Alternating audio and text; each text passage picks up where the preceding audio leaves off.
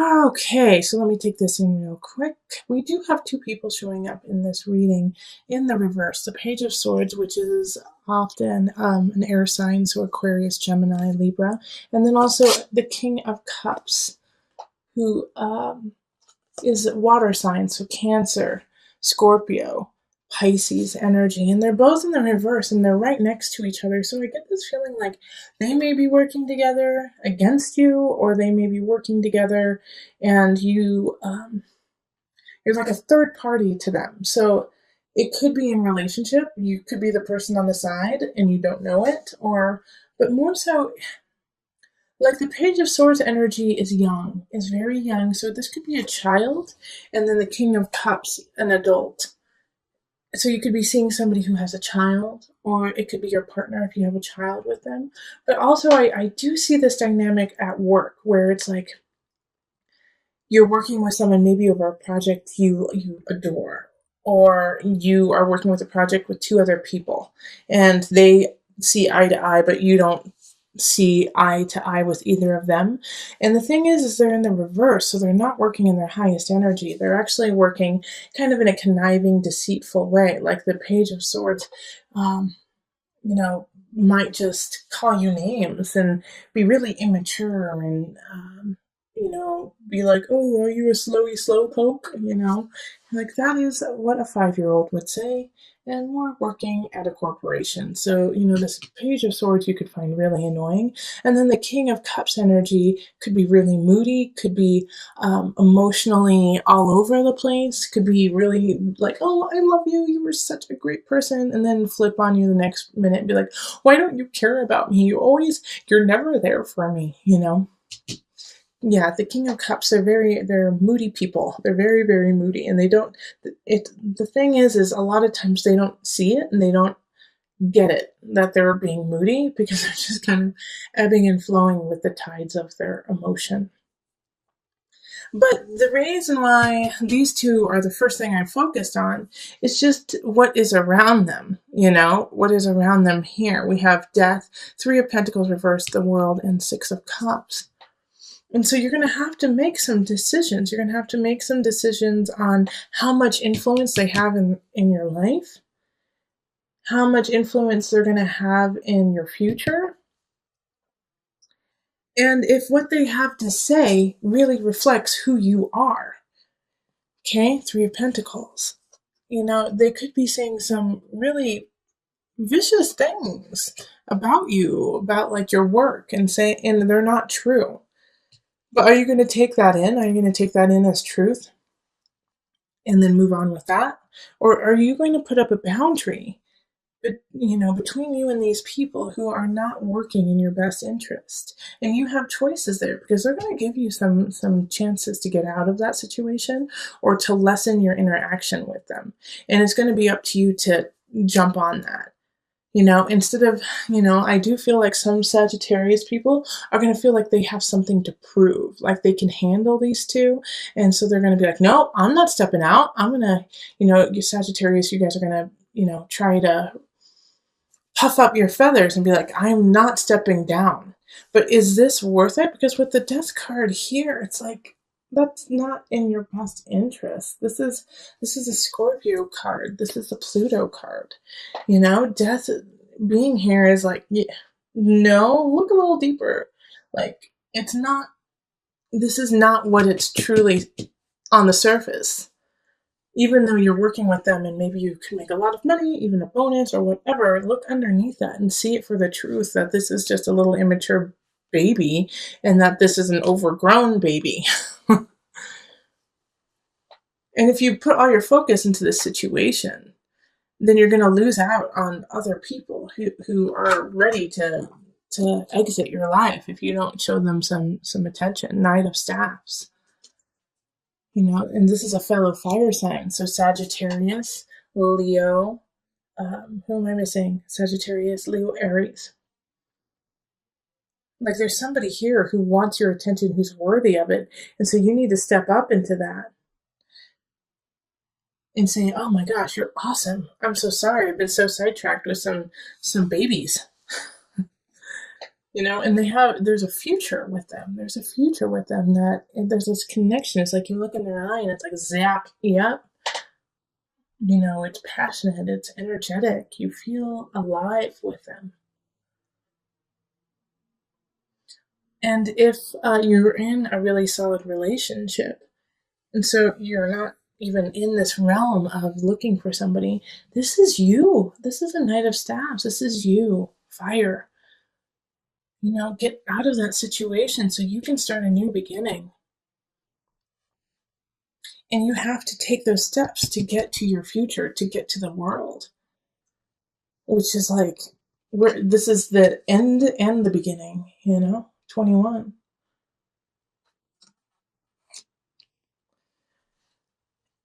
And I love that the world right here is linked with the Wheel of Fortune. Okay? Like you have to see the Knight of Staffs is turning their back on all of this, turning their back on what is happening here with this malarkey, with these two people, and going off on their own adventure. You have to let this die. Okay? So that you can come down to the Wheel of Fortune. So that you can come down to your Jupiter, your expansion. We also have the Three of Cups, and this is linked to the World and Wheel of Fortune, and also the Three of Pentacles too. And I can totally see why it's linked here, because you have to, once again, create that boundary, because they're going to try to sway you out of your future. These two people. They're going to say, no, you can't do it. You're not worth it. You need us. You need us to be successful. And you can't take that in. You have to let that go in order to get to your joy and your Wheel of Fortune and your celebration. And I do want to put a spin on this too, that it's not just work. I do feel like for a lot of you guys that it's going to be in a work situation, but this could be in a family dynamic. Like this could be sisters, a sister and brother. This could be mother, father, who are just breathing down your neck on what you need to be and who you need to be and what you need to do. So just pay attention to if you start to feel smaller, if you start to feel like, well, I can't do it. No, I'm not good enough. Figure out, like, take stock in that and be like, where did that come from? Where did that self-doubt come from? Who seeded that within me? Bing, bing, bing, bing, bing. Page of Swords, King of Cups. This could be a spouse and a child, This could be your husband, wife, and your son or daughter. Not saying that they're bad and that you need to cut them out, but you do need to sometimes create boundaries even in the family setting so that they do not rule over your soul. Okay, so we're going to pull from the Mother Wisdom deck for some added guidance. Mountain, Presence. The same cards keep popping up in the Mother Wisdom deck.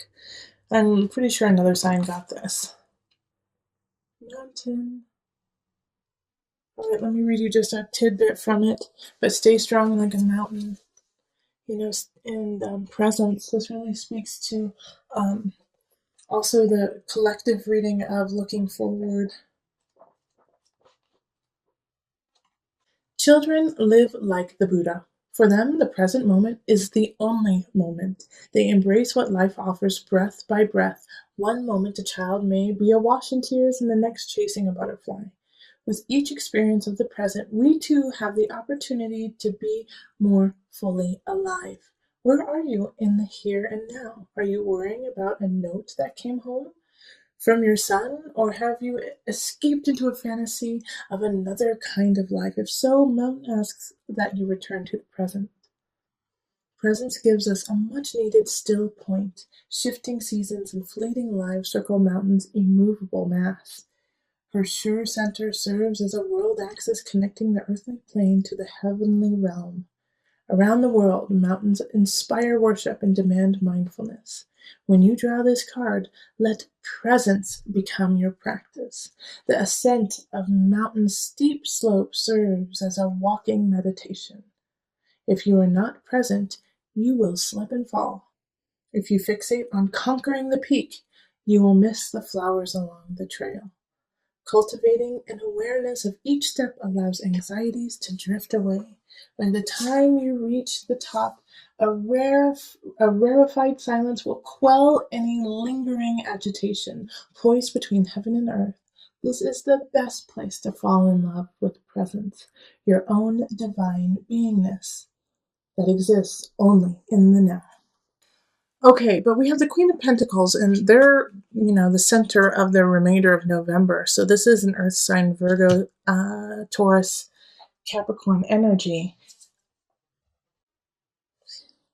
And since I picked this extra card, the gift, I really feel like they're a gift to you. They're going to kind of help you in connecting yourself to a new beginning, a financial wealth beginning, something that, could create a new future for you. But however, the only way that this is going to come in is if you don't stand idle with fear. Okay, the Nine of Swords is looking at fear, taking it, being right in front of it and dealing with it instead of standing frozen. Don't freeze up, unless you're planning, take time to plan. I love planning. I have a lot of Virgo. But the Nine of Swords is like you can't freeze in the face of fear. And the Queen of Pentacles, I think, may be offering you a situation, a new job, a new relationship that will lead to a plethora of abundance. But you have to take the first step. Nine of Swords. Even though you're scared, you're going to have to quit that job. Even though you're scared, you're going to have to finish that project and move on. Ten of Swords it's an ending. There's something happening in career and work. And if you listen to my November reading for you, then you would have known that I focused a lot about work and relationships within the work environment.